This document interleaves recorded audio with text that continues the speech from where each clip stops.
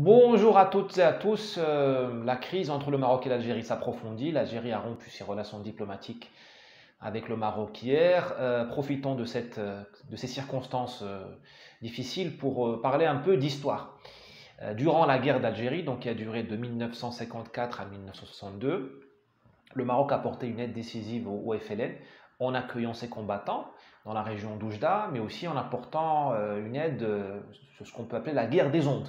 Il y avait des radios, des émetteurs de radio très puissants, notamment à Nador, c'est pas très loin de la frontière, qui desservaient l'Algérie et qui transmettaient la propagande anti-française, donc depuis le Maroc.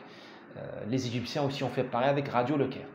Et les Français avaient le plus grand mal à empêcher ces émissions de rentrer en Algérie. Vu les ondes utilisées, il était difficile de prévoir leur passage et de mettre des brouilleurs aux endroits qui auraient pu permettre d'empêcher ces ondes de circuler.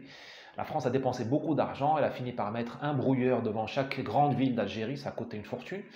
Et petit à petit, elle a compris qu'il ne servait à rien véritablement de brouiller Radio Nador ou Radio Tanger ou Radio Le Caire, la voix des Arabes comme on disait à l'époque, et qu'il fallait parler aux Algériens en arabe et en kabyle s'il vous plaît, et leur dire ce que la France, le projet de la France pour l'Algérie, puisque le peuple algérien était, je dirais pas divisé à 50-50, mais il y avait plusieurs centaines de milliers d'Algériens qui ont cru dans la cause française.